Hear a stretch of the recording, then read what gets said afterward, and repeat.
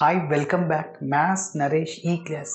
ఇవాళ engineering first year semester 2కి సంబంధించిన M2లోని differential equations and vector calculus అనే పేపర్ టైటిల్ నుంచి యూనిట్ 3 పార్షియల్ డిఫరెన్షియేషన్ దానికి సంబంధించిన ప్రాబ్లమ్ని డిస్కస్ చేద్దాం. మరి ప్రాబ్లం ఏంటంటే form the partial differential equation by eliminating arbitrary function from. Arbitrary ఫంక్షన్ని ఎలిమినేట్ చేయాలంటే క్యాపిటల్ ఎఫ్ ఆఫ్ని ఎలిమినేట్ చేయాలి. ఒక్కొక్కసారి స్మాల్ ఎఫ్ ఆఫ్ ఇస్తాడు, ఒక్కొక్కసారి పై అలా ఇస్తాడు. ఓకే, సో ఆర్బిటరీ ఫంక్షన్ని ఎలా ఎలిమినేట్ చేయాలనేది ఒకసారి చూద్దాం. ఇలా ఇచ్చినప్పుడు సో క్యాపిటల్ ఎఫ్ ఆఫ్ దాన్ని యూ కామా వి అనుకుంటాను. Capital F of u comma v is equal to 0 అలా ఇచ్చినప్పుడు వి ఇజ్ ఈక్వల్ టు ఇంకొక ఫంక్షన్ క్యాపిటల్ ఎఫ్ కాకుండా ఇంకోటి వేరే తీసుకుంటున్నా, phi of you.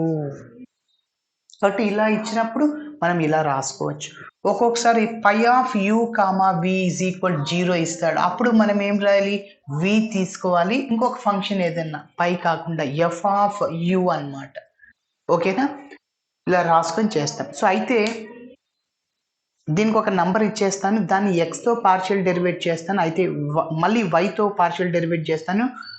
Do z by do ఎక్స్ని మనం పి అనుకుంటాం, డో జెడ్ బై డో వైని క్యూ అనుకుంటాం. సో వాటిని రీప్లేస్ చేసిన తర్వాత మన ఫైనల్ ఆన్సర్ ఎలా ఉండాలంటే లెగ్రాంజియస్ పార్షియల్ డిఫరెన్షియల్ ఈక్వేషన్ లాగా ఉండాలి. అంటే capital P small p plus capital Q small q is equal to R ఇలా ఉండాలి. దీన్నే లెగ్రాంజియస్ పార్షియల్ డిఫరెన్షియల్ ఈక్వేషన్ అని చెప్పచ్చు. మరి స్టెప్ బై స్టెప్ చేస్తాను చూడండి. ఫస్ట్ ఇచ్చిన కండిషన్ రాస్తున్నాను. So given that capital F of x y plus z square comma x plus y plus z is equal to 0. So ఇలా ఇచ్చినప్పుడు నేనేం చెప్పాను, v is equal to v అంటే ఇక్కడ so this equation can be return as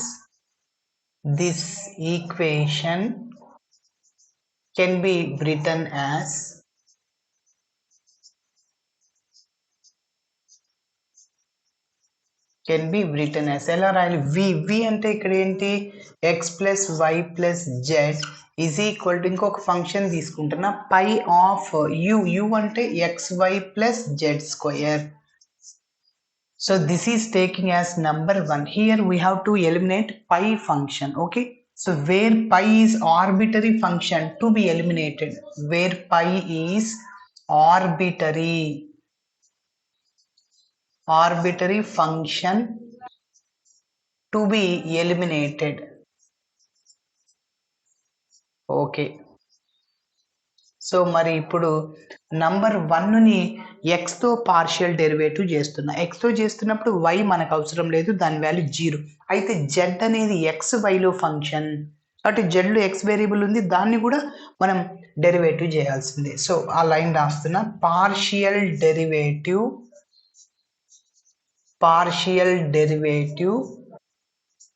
with respect to x on both sides of equation 1. So 1ని xతో partial derivative చేస్తున్నా. So 1 implies x యొక్క డిఫరెన్షియేషన్ 1, అదేవిధంగా y దాని డెరివేటివ్ 0 అయిపోతుంది. సో జెడ్ని xతో పార్షియల్ డెరివేటివ్ చేస్తే do z by do x is equal to, మరి రైట్ సైడ్లో డెరివేట్ చేస్తారు, పై ఆఫ్ ఎక్స్కి derivative pi dash of x, F of ఎక్స్కి derivative F of x. Again దేన్నైతే ఎక్స్ లాగా అనుకున్నాం దాన్ని ఇంకొకసారి డెరివేటివ్ చేయాలి. Okay, so pi of x యొక్క derivative pi dash of x అవుతుంది. So again inner derivative of this one. Okay, డైరెక్ట్గా రాస్తున్నా. సో ఎక్స్ వైని మనము ఎక్స్తో చేయాలి. సో ఎక్స్కి డెరివేటివ్ 1, వై అలానే ఉంటుంది, వై ప్లస్ జెడ్ స్క్వేర్కి డెరివేటివ్ 2z అవుతుంది. Again inner derivative of z is do z by do x with respect to x. So జెడ్ని ఎక్స్తో డెరివేట్ చేస్తే do z by do x. ఇప్పుడు నేను చెప్పాను ఈ చాప్టర్లో do z by do x అంటే పీని రీప్లేస్ చేయాలి. So 1 plus p is equal to pi dash of x y plus z square into y plus 2z దీన్ని ఏమనుకుంటామంటే పి అంటాము. డో జెడ్ బై డో ఎక్స్ని పి. ఓకే, సో దీనికి ఒక number ఇచ్చేస్తున్నాను. So that is taking as number 2. అదేవిధంగా number 1ని వైతో పార్షియల్ డెరివేటివ్ చేస్తున్నాను. So partial derivative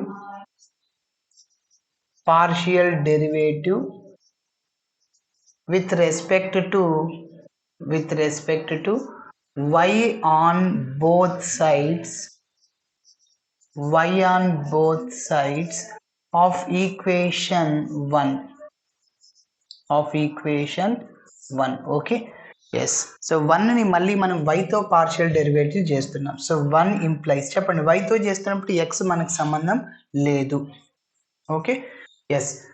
so x యొక్క డెరివేటివ్ 0, yకి డిఫరెన్షియేషన్ 1. అలానే జెడ్ని వైతో పార్షియల్ డెరివేటివ్ చేస్తే డో జెడ్ బై డో, ఎందుకంటే జెడ్లో ఎక్స్ వై కూడా ఉంటాయి.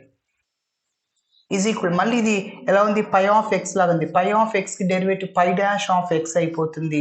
Again inner derivative of x y plus z square. X వైని వైతో చేస్తే ఎక్స్ వైని ఏం చెప్పాను, వైతో పార్షియల్ డెరివేటివ్ చేయాలి. అంటే వైకి డెరివేటివ్ 1 ఇంటూ పక్కన ఎక్స్ అట్లనే ఉంటుంది, అంటే ఎక్స్. అదేవిధంగా జెడ్ స్క్వేర్కి డెరివేటివ్ 2z, జెడ్ని ఎక్స్తో పార్షియల్ డెరివేటివ్ చేస్తే జెడ్ని వైతో పార్షియల్ డెరివేటివ్ చేస్తే do z by do y. ఓకేనా, వైతో చేయాలి కాబట్టి జెడ్ స్క్వేర్కి 2z, again do z by do y. So ఇప్పుడు do z by do y plus క్యూని రీప్లేస్ చేస్తున్నా. 1 plus q is equal to pi dash of x y plus z square into x plus 2z, దీన్ని queue అంటాను. So that is taking as number 3. ఇప్పుడు మనం ఈ function eliminate చేయాలి. పై dash అనే function eliminate చేయాలంటే 2/3 చేస్తాను. 2 డివైడెడ్ బై 3 చేస్తే ఈ రెండు క్యాన్సిల్ అయిపోతాయి, pi dash of x y plus z square. Okay, so eliminate అయిన తర్వాత మనం ఈ ఫైనల్గా p p plus q q is equal r లాగా వచ్చేటట్లు చేయాలి.